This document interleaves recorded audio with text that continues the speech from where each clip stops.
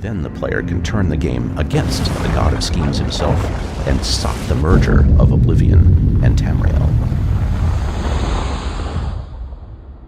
Hello ladies and gentlemen, it's Young here with a brand new Elder Scrolls Online video focusing on gathering and exploration.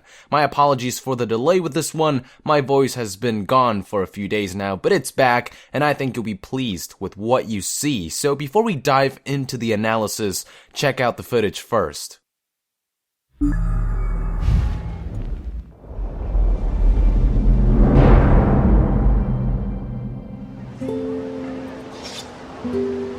When you dive into Elder Scrolls Online, one of the first things you're going to notice is that there's a lot of interactivity in the world. There's barrels around, there's crates around, you're like, what's going on here? So you start to click on them and you say, oh, there's items in them, there's fruits, there's vegetables, there's grains. But it's not just useless stuff. Right now, you can take any one of these items that you find and it's going to be part of a recipe. It's going to be part of our crafting system. Yes, you'll go out into the world, you'll explore, you'll find plants and many other things that you'd expect.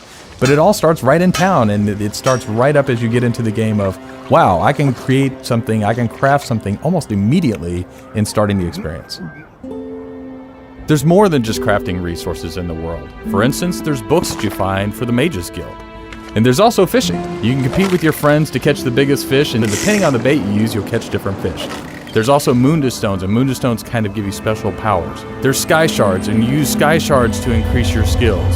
And throughout the world, there's chests hidden in secret places. And these chests have locks on them that when you increase your skill with lockpicking, you're able to get better and better gear. And all of these are just a sample of the reasons you'll want to explore the world of Tamriel.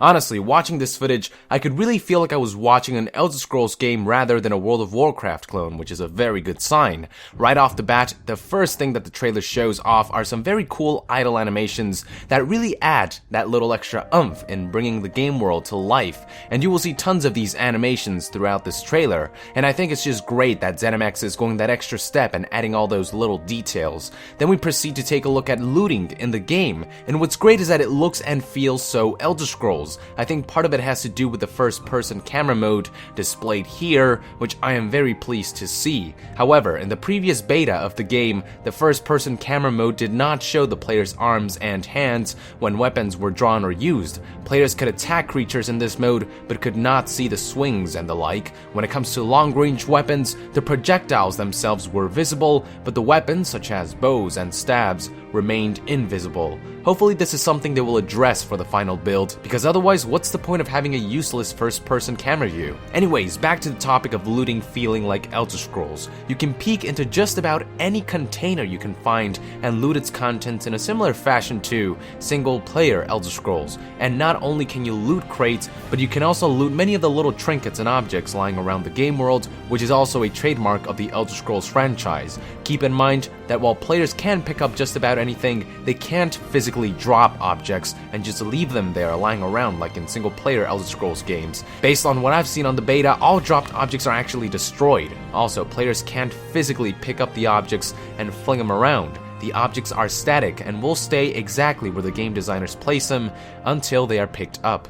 Players can also find all kinds of books scattered across the land that will give them further insight into the vast lore of Elder Scrolls. Now, unlike the single-player games, players cannot take the books with them. They can only read them on the spot, but that's understandable. After all, it is an online game and other people will want to read those books as well.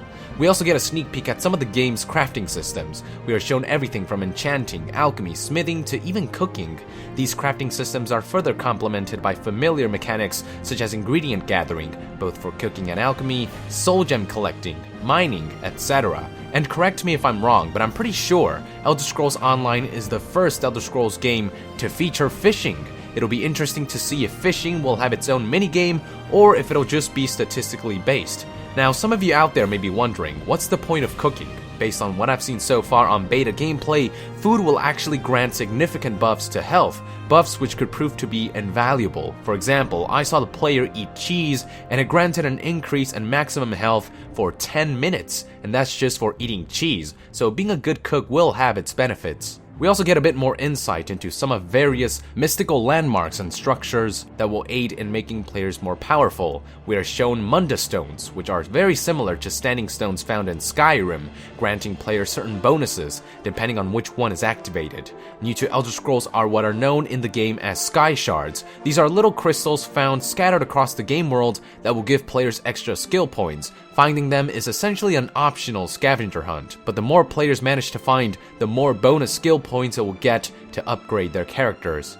One final mechanic we get a clear view of is the lockpicking mechanic, which actually looks very similar to what we found in Oblivion. It seems to work a little differently, however, with sound playing a bigger role. As the player pushes down on one of the pins, a certain noise seems to be emitted, indicating the sweet spot.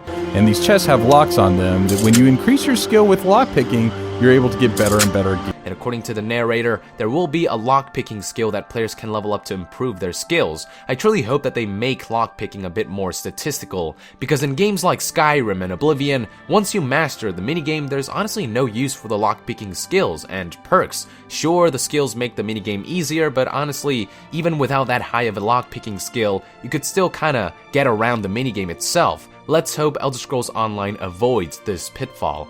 Finally, I want to talk about the various locations that are shown throughout the trailer. I'm pretty sure most of the trailer shows off the island of Stros M'Kai, but occasionally we shift to other locations, such as this particular footage, which certainly looks like Skyrim. Here we also get a look at what personally reminds me of Bruma from Oblivion, but that's just me going out on a whim. There are also tons of indoor footage, and unfortunately it's very hard to tell what province this kind of footage shows, although we do get a look at the Mages Guild and the like. If you can spot any provinces from within this video that I could have missed, please be sure to let us know in the comments below. Also, let us know what you think about the new footage and whether you're excited about this game or still skeptical. To be further updated on the Elder Scrolls Online, be sure to join the Nation and subscribe to Young Gear. I'll see you guys next time.